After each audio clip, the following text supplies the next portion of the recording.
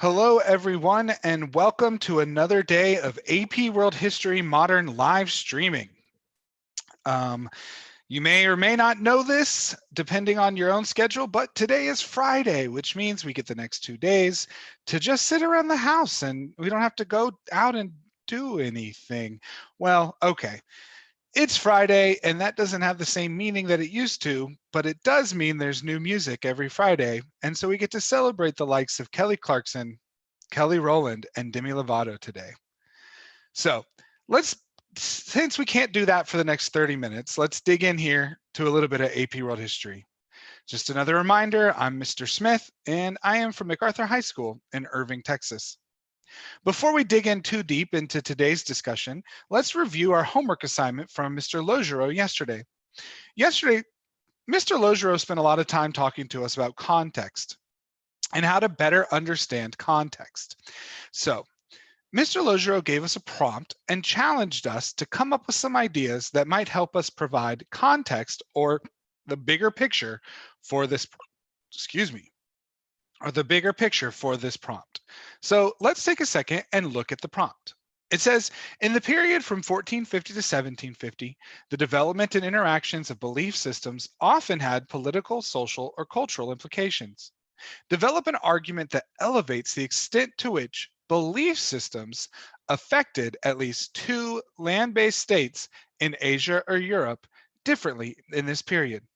Now, when you get a prompt, if it's a prompt like this, or if it's a prompt that says evaluate the extent to which, or if it's a prompt that says evaluate the relevant significance of, no matter what the prompt says, it's important that you take the time to identify the most important word.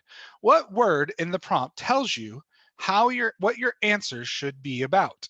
In this case, the most important word is affected, because you're looking for effects and you need to explain how belief systems affected states.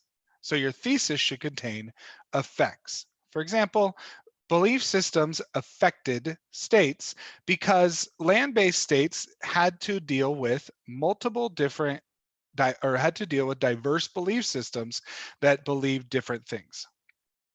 That's an effect. But we're not looking to write a thesis right now. Instead, we're looking to provide overall context for this prompt. So we would want to look at the idea of belief systems or the idea of land-based states in Asia or Europe. And one of the most significant things for context here is the expansion or the rise of gunpowder empires, or the rise of gunpowder technology. This is important because, as we've learned, most of the land-based states of Asia during the period 1450 to 1750 were dependent on gunpowder and their exclusive ability to control gunpowder over the people who they conquered in order to gain power or control. Another example is that in imperial expansion, or the expansion of empires, led to creating multi-religious states. So, as a matter of fact, for example, as the Mughal Empire expanded throughout all of India, it conquered a group of people who were Hindu. This is context, this idea that the Ottoman Empire and the expansion of the Qing dynasty and the creation of the Mughal Empire are all examples of religious diversity coming under the rule of one political state. Another potential response would be the expansion of global trade and communication patterns. This helps lead to ideas like the expansion of empire and the spread of gunpowder technologies. Let's take a moment and read one possible paragraph that could be written to provide overall context for this prompt. After the fall of the Mongol Empire, new empires began to expand across Eurasia by using gunpowder weapons and controlling trade routes. However, as these states expanded, they began to rule subjects of multiple religions. For example, the Ottoman Empire, a Muslim empire, expanded into southeastern Europe, where the majority of the population was Christian or Jewish. Another Muslim empire, the Mughals, controlled South Asia, which was predominantly Hindu. So Note that this paragraph actually used all three of the ideas in order to create a comprehensive idea of context that sets up a discussion for the thesis. All right. Just like every other time when you do homework with us and you work on AP World History skills, your answers could be right. And just because we say one thing doesn't mean that your answer is wrong. So please take the time to reach out to your own AP World History Modern teachers and ask them for feedback regarding your own personal responses. Okay, let's dig into what we're going to talk about today.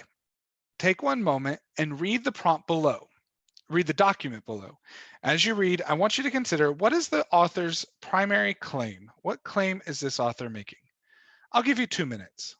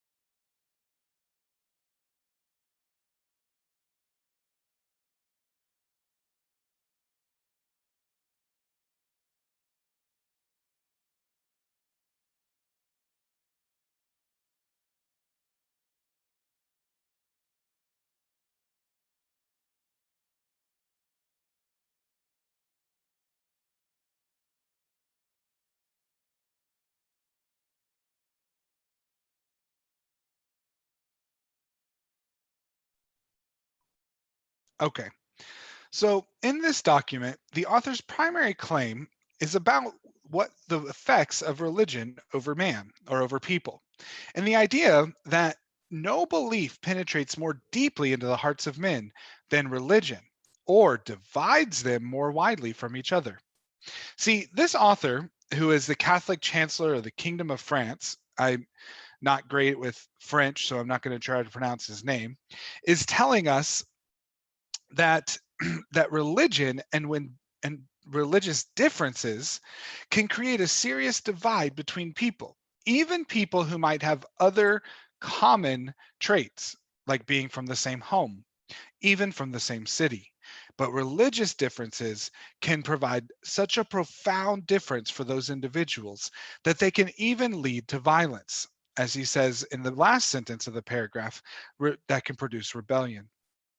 Later in the second paragraph, he begins to mention other religious terms, but he calls them devilish names: Lutheran, Huguenot, Papist. He says that they only breed faction or separation from one another, and they should only be called by the name Christian. This is important to set up our discussion today, because as we get into today's lesson, we're going to look at some important continuities and changes within various belief systems. In both the case of change and continuity, we're going to look at major divisions in beliefs. In the case of Islam, we're going to look at a division that had existed nearly from its beginning days. But in the case of Christianity, we're going to look at a major change as division takes place during the period 1450 to 1750 and sets up for major change. So let's spend some time looking at these two major religions and consider what are some continuities and changes within various belief. Within various belief systems. Remember, Continuities and changes are important because not only are they an important way to understand history and the progression of history, but it's also important because it's possible that the College Board asks us to identify continuities and changes in our DBQ. So let's start by talking about before an event known as the Protestant Reformation. In the picture on the left side, you see a painting of Constantinople. He was an emperor of the Roman Empire who played a major role in creating Christianity as a part of the Roman Empire.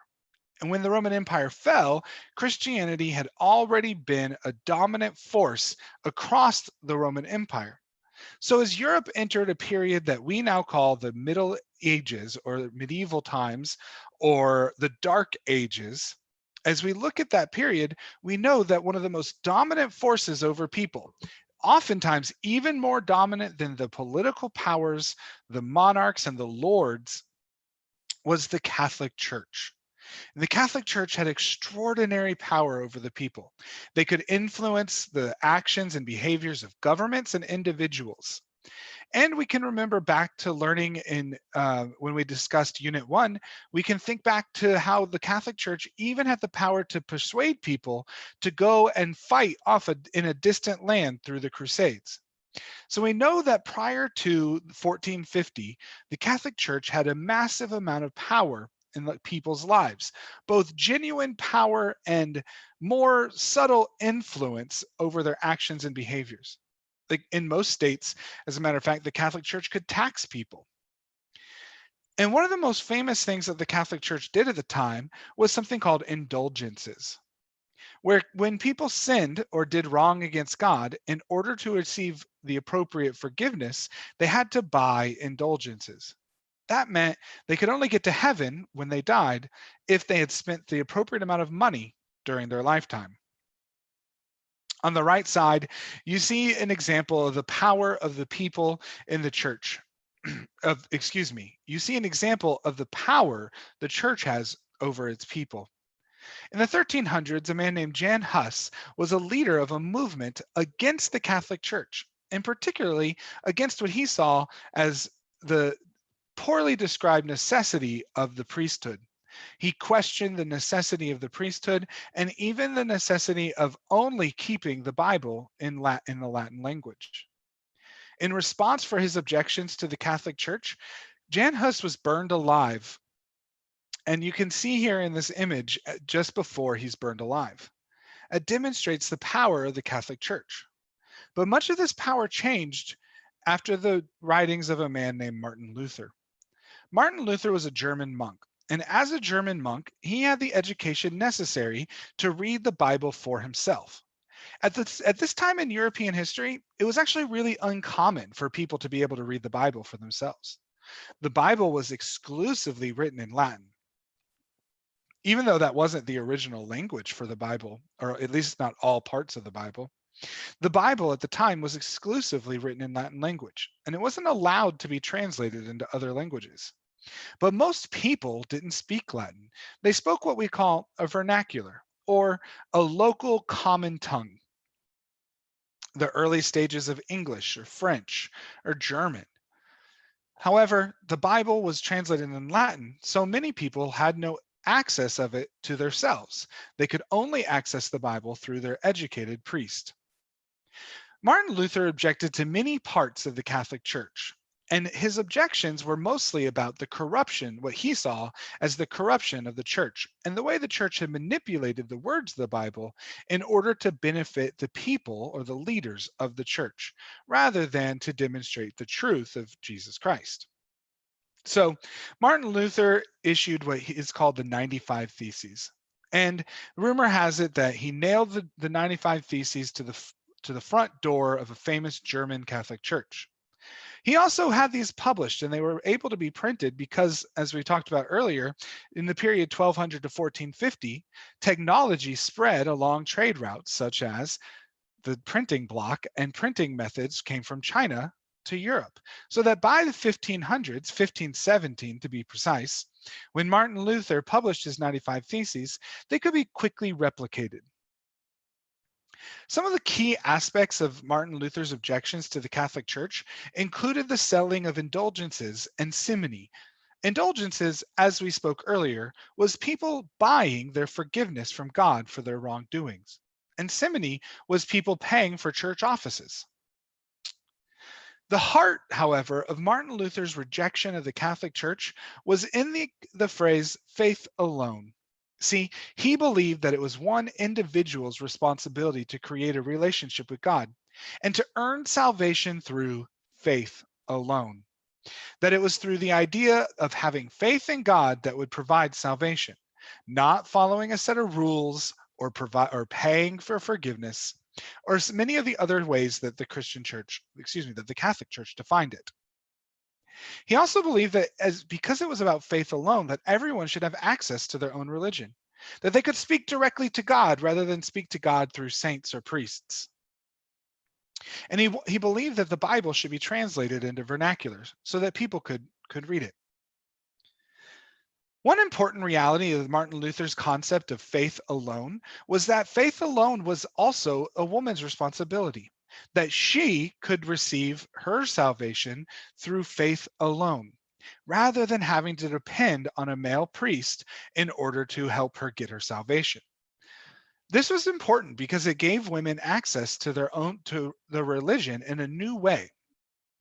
It also helped encourage literacy for women and literacy for people across Europe in general. As the Bible was translated into vernacular languages, more and more people began to learn to read and write in the vernacular that they already spoke because they were interested in reading the Bible for themselves. And Martin Luther actually preached that it was a woman's responsibility to raise her children in the Bible, and so that they were to learn how to read and write the Bible at home. Martin Luther caught a lot of followers, and he also encouraged other people to break away from the Catholic Church themselves. Some of the most famous examples are John Calvinist, who believed in a theology called predestination, and his followers known as the Huguenots. Another group was the Puritans, and another group was the Anglican Church, or the Church of England. You can see in this image here a stained glass window of Jesus Christ holding an English flag on the cross, showing just how different each iteration or version of Christianity could become. You might even remember learning as you grew up about the creation of the United States of America. You might even remember learning about colonists leaving Europe in order to come to America to escape religious persecution. What you may not have realized is that the religious persecution that took place was not between members of different religions, but between members of different branches of Christianity. These branches all came about as a result of the Protestant Reformation. Many years after the Protestant Reformation came a Catholic response, what's often called a Counter-Reformation or the Catholic Reformation. The Catholic response took place in many different ways. One important thing that the Catholic response included was what was known as the Inquisition. The Inquisition was an attempt to root out evil or people who weren't properly following the religious structures of Catholicism. You can see in this image here, you can see an example of what was referred to in Portugal as an act of faith. An act of faith, what here was punishing non-believers. So in this image that represents part of the Inquisition, the Catholic Church and the Portuguese government are ready to put to death people who had spoke out against the Catholic Church. Another example of the Counter-Reformation or the Catholic Reformation included the creation of the Society of Jesuits. Jesuits are a specific type of Catholic missionaries, and their goal was to seek out to grow the church in response to the many numbers of people it had lost as a result of the Protestant Reformation. At first, many Jesuits sought to continue their missionary work in Europe, but they also moved to new places, particularly into Asia. And many of the Jesuits brought technological and innovative concepts and goods from Europe to places like China and Japan. The third part of the Catholic Reformation was the Council of Trent, where the Catholic Church actually reviewed some of its theological principles and some of the criticisms against it and took to changing those principles. It was at the Council of Trent where the practice of indulgences was ended. The Protestant Reformation and everything that followed as a result of it was more than just a religious reality. As a matter of fact, many political leaders had the legitimacy of their authority tied up in their association with the Christian church, with the Catholic Church. And so those whose authority was put into question by the Catholic Church were quick to jump on on Protestant sides. And those whose authority was bolstered by the Catholic Church were quick to defend the Catholic Church. One of the most famous wars across Europe that took place as a result of the Protestant Reformation is called the 30 Years' War. In this image, you can see a firing squad as a result of the 30 Years' War. Religious division took place in Islam as well as in Christianity. But this religious division between two Islamic sects known as Sunni and Shia actually goes back to the year 632 when the Prophet Muhammad died. When the Prophet Muhammad died, it was unclear to his followers who exactly should be the next leader. And there were two people who were who were offered up as the most likely and most appropriate. The Sunni followed Muhammad's friend, and the Sunni actually represented the majority of the Islamic religion. Followers of the Sunni sect believed that that the leader of Islam should be the person who is most qualified and who is elected by the elders of Islam. The Shia became a minority, and they believed in another person who to be the follower of Islam. The Shia believed that the leader of Islam must be in the bloodline of the Prophet Muhammad. And so he should be the most qualified person, but he must also be in the bloodline of the Prophet Muhammad. This distinction is very important as new Islamic empires grow in the period 1450 to 1750. One of the most important differences, in particular between the Ottoman Empire, shown on this map in green, and the Safavid Empire, shown in this map on red, is the division between Sunni and Shia. The Ottoman Empire was a Sunni empire, and the Safavid Empire was a Shia empire. And remember, throughout the time since 632, these different groups of people have been following different leaders and recognizing different leaders as the preeminent leader of Islam. This means whenever leaders make judgment calls or make judgments about the appropriate decisions and behaviors in Islam, they're making different decisions and developing different law for Islamic people to follow. So this religious difference is not just religious, it's also political. As a result, there was a number of skirmishes and battles and wars between the Ottoman and Safavid Empire, who not only fought for territory along their border, but also fought because of their significant religious differences. In addition to the reality of different Islamic sects fighting with one another, there was also a newly created religion during the period 1450 to 1750.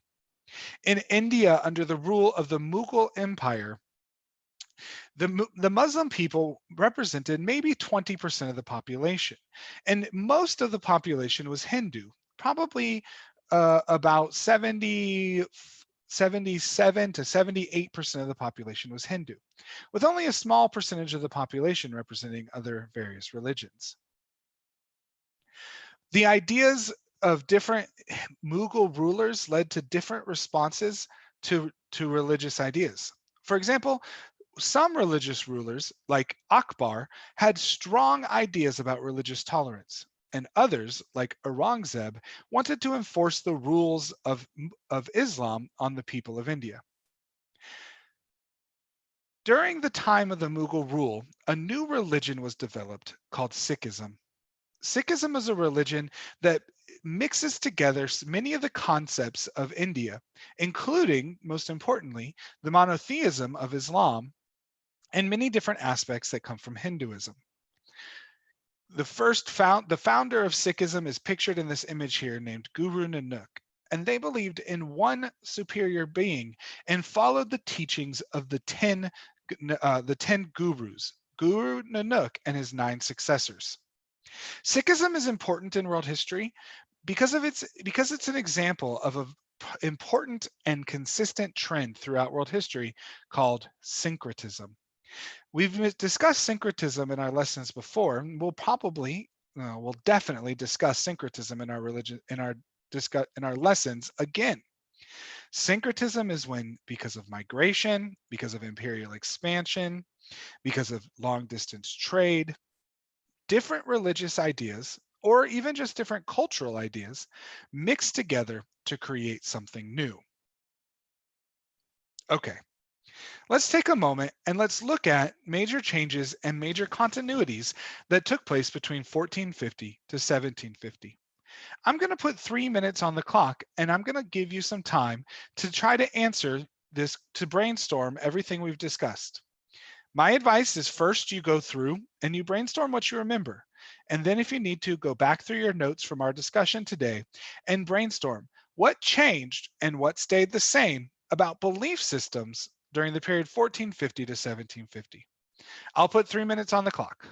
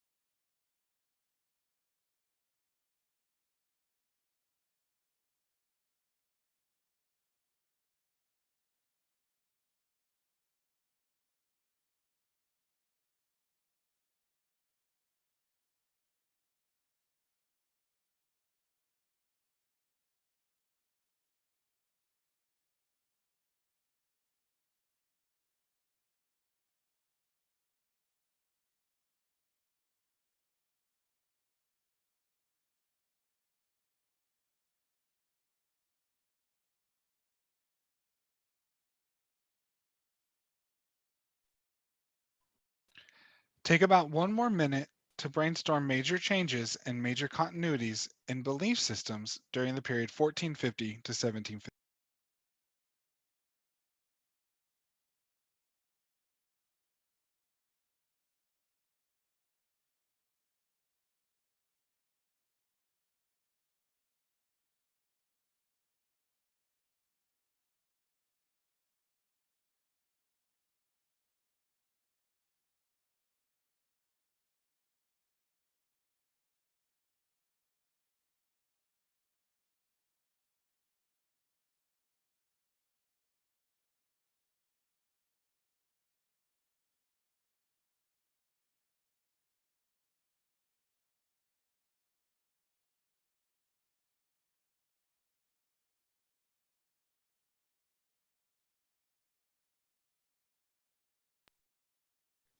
All right.